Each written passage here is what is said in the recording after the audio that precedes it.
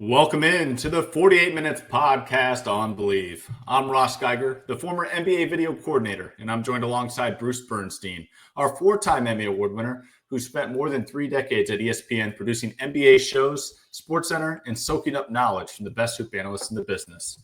Also joining us is the 2-time Emmy Award winner, Michael World B. Freer, who's a senior writer at Stat Factor, specializing in writing advanced statistical NBA reports for various announcers across the league. This is episode number 172, the Rayan Rupert Show, as the young French wing wears number 72 as a member of the Portland Trailblazers. Now, I can't speak for my co-host here, but I've got more on the Trailblazers a bit later on in the show. Let's go ahead and get right into our news and notes, Bruce and World B, and we're going to start out with some news out east with the Cleveland Cavaliers, to be specific. That is Max Strus. He is set to miss 3 to 4 months after undergoing surgery to repair a fracture in his left foot.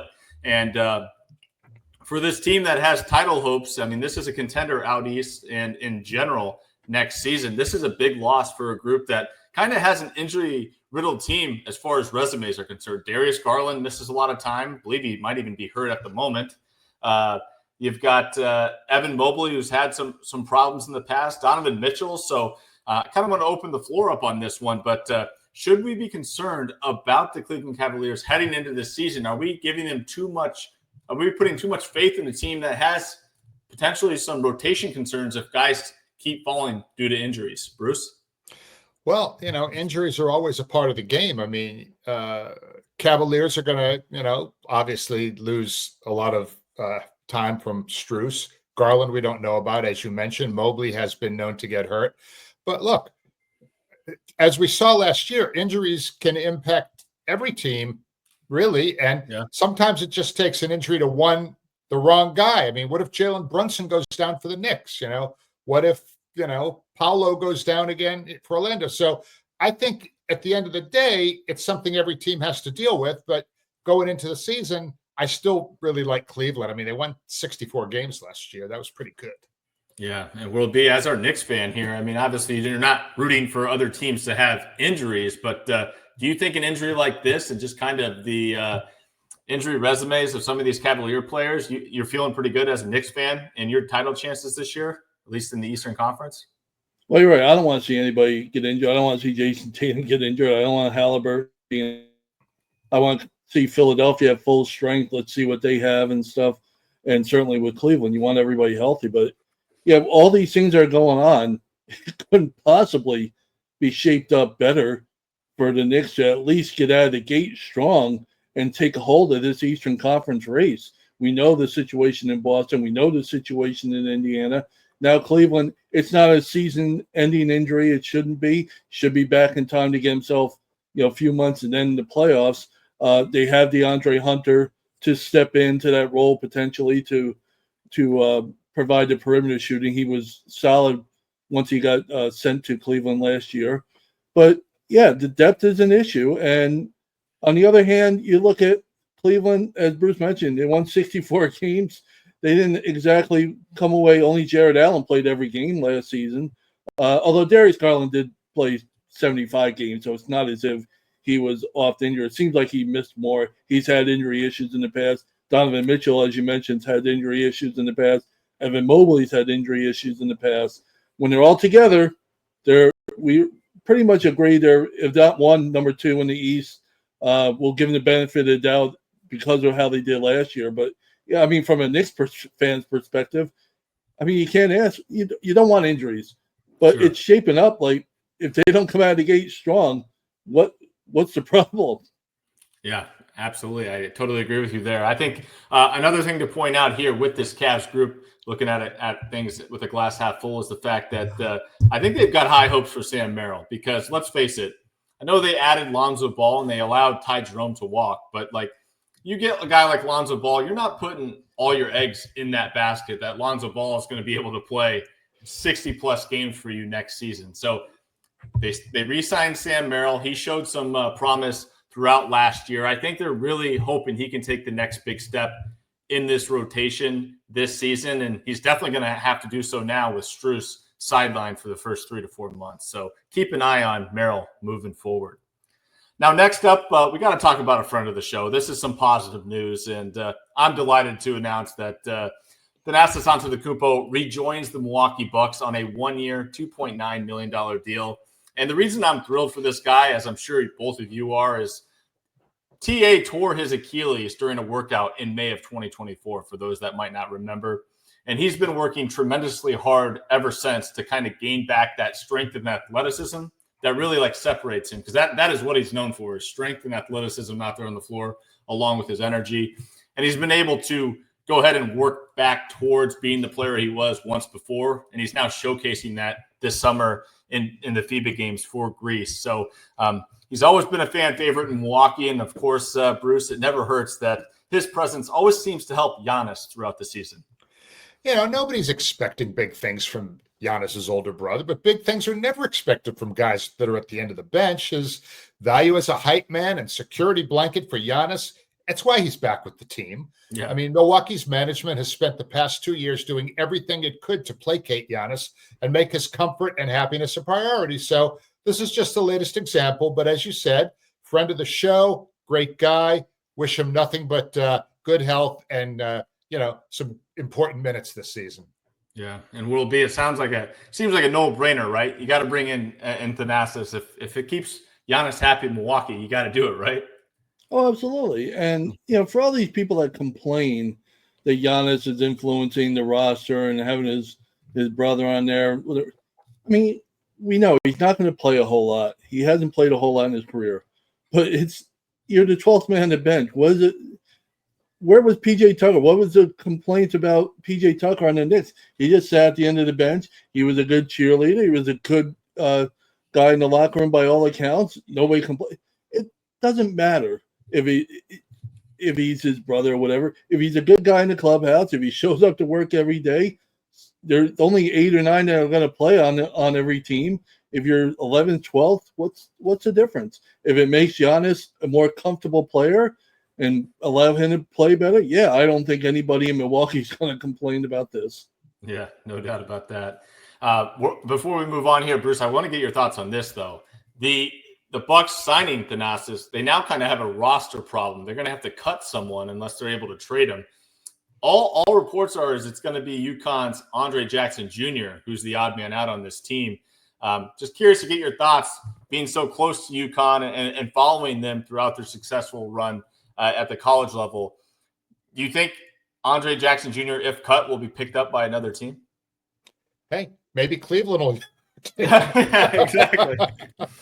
Yeah, maybe Cleveland, maybe Boston. Who knows? There's some teams that can maybe use his services. There should be available spots somewhere, the way people are going down. For sure. And speaking of spots or guys that are looking to not make it back to the NBA, you can go ahead and safely add Jeremy Lin to that list of guys, as he announced over the weekend that he is retiring from basketball. And I'll be honest with you both, I thought he might have retired a while ago. I hadn't heard his name in a long while. But with that said, Linsanity certainly is a time NBA fans will never forget. And I'll start with you on this one, being our fellow Knicks fan. I mean, I think it'd just be fun. What do you remember about the remarkable time period known as Linsanity? Completely changed the feeling about being a Knicks fan that season. The Linsanity, all that stuff, it was real back then. There's no question about it. First of all, he was legit when he was on the court. He was putting up numbers on the court. Was it overhyped and compared to Magic Johnson, compared to this? Yeah, maybe all that was, but he had an impact on the team. They were winning. He came out of nowhere. It was real. MSG's stock started to rise after his success. I mean, you don't get much better than that. He did it on the big stage on ESPN against the Lakers, against the Dallas Mavericks. I remember that. So it was, he brought a ton of excitement to a franchise that really had been struggling for excitement in a lot of years. And by the way, he ended up, bouncing around after that. And he ended up in another one of my teams, the Bobcats, the Hornets, in 2016, and was a key role player on them as they made their last playoff appearance and took the Miami Heat to 7 games. He was really a solid role player for them. And I honestly wish he would have stayed in Charlotte another year because they had a good thing going. But No, it's hard to imagine a rags to riches story when you come out of Harvard. But if there is such a story, yeah, Jeremy Lin would be that guy. Well said. And Bruce, coming from the production side of things, this was during your heyday at ESPN. So what do you remember about helping cover Linsanity? Well, I just remember, SportsCenter had a tendency always to sort of, jump on the latest shiny thing. And boy, oh boy, did SportsCenter ride that Jeremy Lin train for a while. Yeah. Look, he had an unbelievable month. February of 2012 was a dream month. But, it's funny. When he made his NBA debut with the Warriors in 2010, he was the first player from Harvard University since 1951, okay, almost 6 decades. And there hasn't been another one since, okay? As an Asian American, he was not taken very seriously. He played just 29 games before he moved on.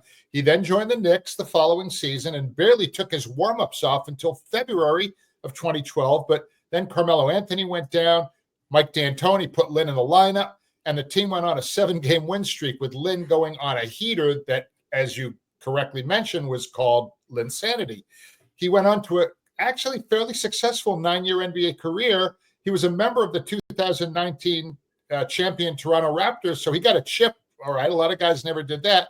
And then he would play professionally in China and Taiwan, and that's where he's been the last few years. And he was a huge star in Asia. But he's always going to be remembered for his month of Linsanity, February of 2012. It was really memorable. Yeah, and big congratulations goes out to Jeremy Lin and his family after a successful storied career in the NBA and in basketball in general. And I kind of echoed both of your guys' thoughts. I really like what he stood for, coming out of an Ivy League at Harvard, and obviously the cultural background, bringing joy to basketball fans across the globe, and kind of that underdog that he was, and proving to be legit year over year. Obviously didn't keep up the superstardom in New York, but he was a legit role player for the next couple of years in the NBA. So a really well done career by Jeremy Lin. Now, next up, let's go ahead and get to our segment 5 bold predictions. And I left this one pretty open-ended for us here tonight. So just 5 bold predictions we each have on either a player or team for next season. And this could be a lot of fun, just kind of seeing what you guys jotted down for this one. I'm certainly looking forward to sharing mine. Bruce, why don't you lead us off with your first bold prediction? All right. The Orlando Magic are expected to do big things this season with the addition of Desmond Bane and Tyus Jones, but I'm expecting really big things from one of their returning bigs, Franz Wagner.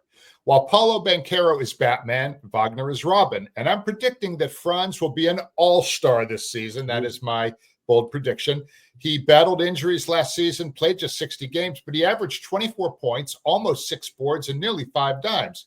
He was a poor 3-point shooter at just 29%, but he was closer to 36% in his first 2 seasons, so I expect him to improve from downtown. And if Orlando plays as well as I think they're going to get 2 all-star slots, and I expect Franz to be a coach's choice, along with Paolo, who will possibly be voted in, but will definitely make the all-star team. Oh, yeah. Yeah, Paolo will definitely be in there. Now, Bruce, as far as Franz is concerned, you mentioned you liken his chances of improving his 3-point shooting this year. How much do you think having Bane on board with this group kind of takes the pressure off Franz from having to maybe even shoot as many threes and certainly not make as many as well? Well, Bane is going to be the top 3-point shooter on their team. That's why they traded like 4 first-round draft picks to bring him on board. So Franz will be able to pick his spots a little bit better. So, and I think, if you're shooting fewer of them, you're going to be more selective. And look, we know that he can get into the paint and score. But listen, 24 points a game is big-time scoring in the NBA, and that's what he did last season. So maybe, maybe he won't average 24 points, but he might be much more efficient. And, Orlando, to me, just has so much upside that I'm looking forward to seeing. Yeah, and I think with a guy like Franz Wagner, you look at his skill set, if he's not scoring that many points next year and he kind of takes a step back scoring-wise, he's probably making up for it in assists or rebounds, doing something else out there on the floor to impact winning for that group. World B, what's your first bold prediction? Mine is pretty bold, I would say, out there. Ooh. I think the Nuggets are going to dethrone the Thunder and win the NBA title. Wow, you're coming out with a bang There here will not tonight. be a repeat. I think, obviously, OKC is a heavy favorite for all the reasons we've talked about over the months here. They have everybody back from a team that won the title. I just think there's going to be a lot of pressure to do it again. And I think we forget a little bit. Denver was in disarray when the playoffs started, getting rid of Mike Malone right at the end of the season, and things looked like they were unraveling. And then all they did was push OKC to 7 games in the playoffs. So they were right there with the champs. And I think adding Cam Johnson in the offseason and shipping Michael Porter Jr. away is going to just benefit this lineup even more. I think they have one of the best starting lineups in the NBA. And I think Joker's not going anywhere anytime soon, so I don't expect him to drop off. I think they're just going to have a really good season. I think they're going to figure out a way to beat Oklahoma City. And the team that comes out of the West has got to be the heavy favorite to win it all. So they make it out of the West, I think they're going to win it all. All right. Big, bold prediction there. My only follow-up for you here will be is obviously they shipped one of their big injury concerns in Michael Porter Jr. out of town to Brooklyn. But Jamal Murray still has a lot of concerns surrounding his health on a year-to-year basis. So you're gambling and you think he's going to have a healthy season?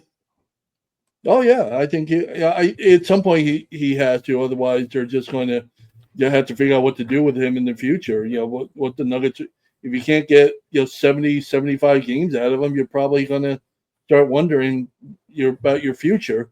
And you already have, Joker's future with the team isn't exactly stable for over the next few years. We've heard rumors about him in 2026, potentially, being a free agent. So I think winning cures all. I think Jamal Murray's going to have a healthy season, and I'm betting that Joker's going to have another one of those seasons and 2 titles in 3 years for them. All right. Well, I'm going to piggyback off your bold prediction there, will be, because I'm starting off with the Denver Nuggets as well, and I'm going to focus in on Cam Johnson because I think he is going to be an all-star player next season in Denver. The last time Cam Johnson played alongside a Hall of Fame playmaker was with Chris Paul during his 2002-2003 season as a member of the Phoenix Suns. And that season, he shot 45.5% from three-point range and just over 47% from the field as the Suns' 4th scoring option out there on the floor. This year, he'll once again be playing with a Hall of Fame playmaker in the Joker, but instead of being the 4th option like he was in Phoenix, he's developed into what I believe more as one of the best number 3 third options in the entire league next season, playing off of Jokic and Murray. And I think in games, if Murray does miss him, I think Cam Johnson's good enough to be a number 2 scoring option and kind of almost evolve into like what Chris Middleton did in Milwaukee. Maybe not much of a passer and playmaker like Chris, but as far as the scoring load is concerned, I definitely think Cam Johnson, alongside a legitimate superstar like Joker, can put up the numbers scoring-wise that Middleton did in Milwaukee. So keep an eye on Cam Johnson. That was one of my favorite offseason additions this past year. And if Cam Johnson has a big season, then I might be right there with World B as them being the biggest threat to the Oklahoma City Thunder as a title contender. Bruce, you're up with bold prediction number 2. Neemias Queta could very well find himself starting at center for the Boston Celtics in October. With the departure of Kristaps Porzingis, Al Horford, and Luke Cornett, Queta and Xavier Tillman are the 2 returning centers. They'll be joined by Luka Garza, but Queta is the only 7-footer on the roster. He averaged 5 points and just under 4 rebounds last season and just under 14 minutes a game. So with the increased opportunity he will get this season, my bold prediction is that he will average a double-double and be in the top 10 for most improved player. Boston is going to struggle this season for sure, but Queta, I believe, will be a bright spot. All right, and no foul trouble for Queta then if he's getting these double-doubles, because we're going to need him out there on the floor to collect those rebounds, because as we know, Bruce, your Celtics, they don't miss a lot of threes. You guys like to shoot a lot of them, but you make a lot of them. So hopefully there's ample opportunities for him to stay out there on the court to grab defensive rebounds. And also stand in the paint with his arms up on defense, because there's not too many people on that team that are capable of that. Yeah, someone's got to make up for the Cornet contest too. Is he going to start doing that? You guys are going to be missing that next season. Queta contest. The Queta contest. I like it. Roll B, what do you got for us? The next one is not quite as bold as my first one, but I do think the Knicks will reach the NBA Finals. We finally get out of the East for the first time in over a quarter of a century. It's just all shaping up for them with all the injuries we just talked about at the top of the show. They're healthy. They bring everybody back. They're deeper than they were a year ago. A new coach.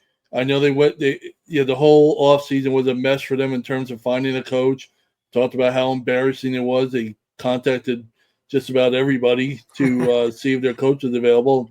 All of them basically laughed at the Knicks faces. So it didn't start off well. They ended up getting, I think, a good coach in Mike Brown. We all like, and I think they just have their roster is as good as it gets right now. 10 or 7, 8, 9 deep in the Eastern Conference. So I think they're going to figure out a way to make it out of the East, and the Garden should be rocking again like it was last season up until got to the conference finals there. Yeah, so you still have a couple months before our final predictions are going to be made on a future podcast. But what you're telling Bruce and I right now is you've got the Denver Nuggets defeating the New York Knicks in the 2026 NBA Finals. Yeah, I hope I remember this by the time we do our preview. But yeah, right now that's my final prediction. All right. Well, you should write the stuff down, World B. Then you don't have to remember it. No, I always forget. That's what our listeners are for, Bruce. They hold us accountable. Yeah. They'll remember for sure. Next up for me, I want to focus on a Pacers swingman, and that is Bennedict Mathurin, who I believe is going to average 21-plus points a game next season for the Pacers. Last season, Benny Math came out of the gates hot and nearly averaged 20 points per game for the month of November, falling just shy, averaging 19. He did so in these games while attempting 13 shots a game in the month of November. And given the departure of Miles Turner and the absence of Tyrese Halliburton in that lineup, I think 13 or more shots are back in play for Mathurin entering his fourth season in the NBA. Scoring 21 points a game might not sound too bold, but only 28 players averaged at least 21 points a game just last season. So if you look at it this way, I think Bennedict Mathurin will be a top 30 scorer in the league next season, and you can book that one. And I like his chances. I think he's really going to take the next step in his development and really take some responsibility on offensively for this Pacers group that's going to need some help. Did you really nickname him Benny Math? Benny Math. Yeah. I like that. That's you like good. that one? All right. Look at that. One on the board here. All right. Benny Math. Yeah. I came up with a nickname on the fly there. I just didn't want to announce it to, and copyright it just yet. But Bruce, if you like it, I like it. Good job there, Ross. Yeah. Thank you. All right, Bruce, what do you got for bold prediction number 3? My bold prediction is that Kevin Durant of the Rockets will average the fewest points per game since his rookie season, when he averaged a hair over 20. That is not a prediction that he's reaching the end of his effectiveness. Quite the opposite, in fact. He's joining a Rockets team with young studs everywhere who are capable of putting up numbers, but in order for them to continue their growth and challenge for a championship, they all need to eat. And KD, I believe, understands this.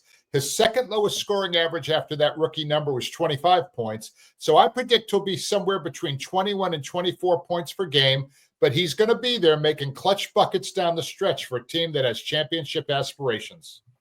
Well said there, and I could definitely see that holding true this next year. I will say, you talked about eating. I think, as you alluded to, down the stretch, he's going to be eating quite a bit, though, as far as taking those last-second buckets for H-Town next season. But nice prediction there. World B, you're up. Yeah, my next bold prediction is that Steph Curry will have one more 50-point game in him next season. Okay. He's supposed to be slowing down. He's going to be age 37 when the season begins. But, he actually had 2 50-point games last season including one here in Orlando against my Magic when he couldn't miss from the outside. It was a really impressive performance. So I think he has another 50-point game in him. I think the Warriors are going to be a much improved team this season because I want to see if the connection between Steph and Jimmy Butler is for real. They were 22-5 when they both played last season. I think that's going to continue. And I think they're going to have a really good year, and I think he's going to get one more 50-point game. He's going to have another one of those nights where he makes about 10 threes or so, and whether it's on the road or at home. The two 50-point games last season were both on the road, so there is that possibility. But I think he's going to thrill the fans one more time, at least before his career is over, with a 50-point performance. All right. So if the chef serves up a 50 burger, are you banking on that coming in the first half of the season, not the second half?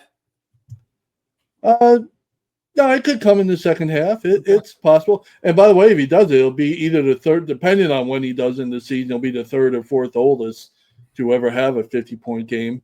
I believe the top two are Jamal Crawford and Jordan. I believe those are 1 and 2. I don't think he can surpass 1 and 2, but he can get up to third or fourth.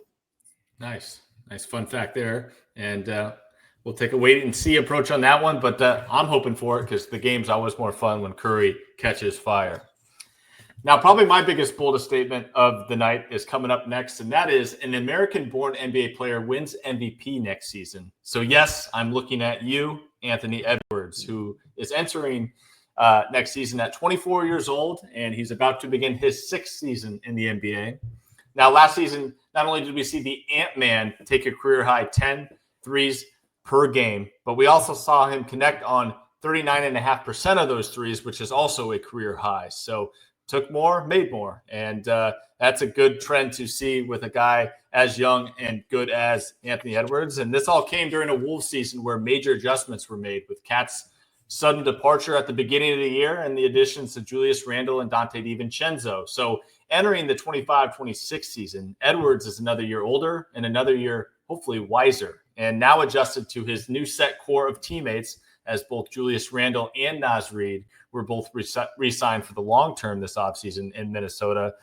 The clarity should all be there for Edwards moving forward and what this group needs to do as a whole. And while I think it's going to be a difficult task for him to be crowned over SGA, Joker, Giannis, and likely even Luka in LA, I think if there's any American that can do it, it's Anthony Edwards, and he's a guy worth betting on.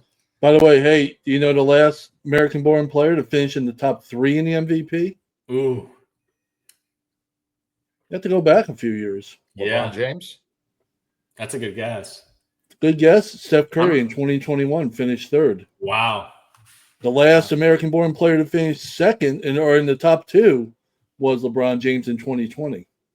That's what I meant. Yeah. That is crazy. We have to go back that far. I mean, it's been an impressive run by the international talents in the NBA, and I'm hoping Anthony Edwards can change that here soon. Bruce, what do you have for us? Bold prediction. The Philadelphia 76ers are going to finish number 4 in the East. Now, hear me out. Last season was a disaster in Philly with injuries to Paul George, Joel Embiid, Tyrese Maxey, Jared McCain, who was on his way to making the all-rookie team. They were 24-58. They were 13th in the East. And my bold prediction is that they're going to ride that elevator all the way up to the number 4 spot because they got all that injury stuff out of the way last year. It couldn't possibly go any worse for them this year. So if Embiid and George return to good health, Maxey continues his growth, the Sixers will be dangerous. I expect them to have home court in the first round of the playoffs. And if things go their way health-wise, I could see 49 or 50 wins. So it's unusual for a Boston Celtics fan to be so high on Philadelphia, but there you have it. That's bold prediction number 4 from me. So I got to ask, you said they're taking the elevator all the way up to the 4th spot. Is that because they physically can't take the stairs? You know, what happened to them last year? We were talking about Cleveland, possibly something like that happening to them this year. Yeah. So hopefully it won't. Okay. Yeah. But I really kind of feel like Philadelphia had such an awful year for injuries last year. The basketball gods even though it's Philadelphia, are going to smile on this franchise. All right. Well, like I told World B with his Nuggets finals prediction, with you, you've got a couple more months here before we do our team wins, losses, and over-unders. So until then, we're going to be counting on the 76ers being a top 4 team out east. Nice bold prediction there, Bruce. World B, what's your 4th bold prediction? Down here in Orlando, Paolo Banchero will make an All-NBA team, first, Ooh. second, or third. That's my next bold prediction. We know the numbers he puts up last season. Career highs, 25, almost 26 points a game and 7.5 rebounds per game. He only played 46 games, though, because of injuries. He's got, obviously, this prediction assumes he's going to play the necessary number of games in order to qualify for an All-NBA team. I'm reminded of the way Cade Cunningham, the 2021 number 1 overall pick, how he got healthy, saw his game develop last season, became 3rd team All-NBA, led his team to the playoffs, fought a tough first-round series against the Knicks. Now you have Banchero, the 2022 number 1 overall pick, had injury issues, but obviously has the talent. He stays healthy. We all have high expectations for Orlando. I think if they do well, and Banchero's going to have to be the man for them to do it, I think he'll end up on one of the 3 All-NBA teams. Now, if he makes All-NBA next season, do you think the Magic have to finish the year top 3 in the conference, or are you taking their overall rank, the team rank, out of this? No, I think if he makes an All-NBA team, I think they're going to be a top 3 in the conference. I don't think he can have that good a season individually and Orlando not be a success. Yeah, that'd be hard to do. That's how I see it. Yeah, totally agree with you there. I'm going to stick on the Magic as well here, as my next one is on Desmond Bane. So hear me out here, Bruce. I think Desmond Bane makes the All-Star team this year. And I know that you have Franz making it, so I'm really hoping we could have 3 Magic starters making the All-Star team this year. And if they finish top 3, it's definitely possible. We've seen it done before. And just taking a quick glance, though, at Desmond Bane's year-to-year numbers, you can immediately see this guy's he's a guy that's improved year over year in that amount of time that he's been in the league, because he's now developed into a seasoned veteran in the NBA, and he just received the keys to a lot of Orlando's ball handling, playmaking, and most importantly, shot-making duties for the Magic. Now, back to that improvement year over year for Bane. Last year, he averaged 19 points a game to go along with 6 rebounds and just over 5 assists a game. I think it's safe to assume he likely surpasses 20 points a game next season at baseline. And it does help that the Orlando Magic team, becomes a top 5 team in the East next year. I think with him on board, Paolo taking the next step, Franz Wagner getting better, as you pointed out, Bruce. I mean, the team improvement overall, again, next year is only going to help his chances of making the All-Star team as well. And I think he just finds a way onto this group, because I think he's going to be the missing piece that Orlando needed and why they traded all the assets for him. And I think he's going to prove the Magic brass right for adding him into their mix. Next up, Bruce, last and finally, your 5th and final bold prediction. This one's bold. All right. Ooh. When Victor Wembanyama missed the final 30 games of last season due to blood clots, he was on his way to winning Defensive Player of the Year, and the Spurs were within 6 games of the 500 mark. My bold prediction is that not only will Wemby win Defensive Player of the Year this season, he will also win the Most Valuable Player award as the rapidly improving Spurs approach and possibly reach the 50-win mark. The return of Rookie of the Year Stephon Castle, lightning quick DeAndre Fox, number 2 overall pick Dylan Harper, free agent signee Luke Cornett, and veterans like Harrison Barnes, Keldon Johnson, and Devin Vassell. It's going to be a really exciting year in San Antonio, but it's the incredible Wemby who makes this group special, and I predict he will be the 3rd Spur to win the MVP, following in the footsteps of Tim Duncan and David Robinson. Wow. And that would really crush my heart and dreams, because that would be another international guy winning MVP over an American if he were to enter the chat in the mix on that one. Now, I gotta see if you'll double down on this one, Bruce. On your if this wasn't bold enough, let's get bolder. If they win 50 games, as you hinted at, in a season where Wemby wins MVP, Does that also mean that Dylan Harper possibly wins Rookie of the Year over Cooper Flagg? Depends on how many minutes he gets, really. I mean, last year, Castle won Rookie of the Year because you knew he was going to get minutes, okay? Yeah. But this year, that team is a little bit more loaded with De'Aaron Fox and Castle in front of him. So, he's going to be coming off the bench. A little bit tougher to win Rookie of the Year coming off the bench than it would be as a starter. So I'm not going to go ahead and take that leap. But you know what? Guy was the number 2 overall pick. So let's just see. Yeah. Only time will tell. But, boy, that was a bold prediction there. Bruce, thanks for finishing out your predictions out strong on that. World B? My last one's not particularly bold when you break it down, considering their history. But I think Joker and Giannis are going to finish 1-2 in the MVP voting again this season. You can decide which way you want to go, but I think it's going to be 1-2. Not a big shock when you consider Joker's finished in the top 2 in the MVP voting for 5 seasons in a row, and Giannis has been in the top 2 of the MVP voting, or he hasn't actually finished in the top 2 since 2020, but he's been top 4 every year since. So you have guys who are used to being there. I obviously talked about what I think about the Nuggets season upcoming. I think the Bucks are going to have a bounce back season. I mentioned in a previous show when we broke down the Eastern Conference, and I think in order for them to do that, Giannis is going to have to continue to be the kind of player we know he is, the kind of numbers he put up last season. He put up really unbelievable numbers for anybody else but him last season, just that the team struggled so much. It really kind of went unnoticed almost. There were so many other success stories, SGA out in Oklahoma City, and, of course, Joker. But I think these are going to be the top 2 finishers once again for MVP. All right. And if the Bucks do have a bounce back year and Giannis is a 1-2 MVP finisher, are you back on board with Doc Rivers here, World B? Well, I predict, if we had a 6-bowl prediction, I would say he's going to have a 3-1 lead in a series and not be able to hold it. How about that? That's okay. Of course, that's not terribly bold. It's almost expected. Stop it. I think Doc is under a lot of pressure here in Milwaukee. Yeah. They got rid of Griffin. They put him in there, and it hasn't exactly worked out so far. The record has not exactly been stellar. So they need to get a good run going in the playoffs after the last few years, and I'm predicting they will.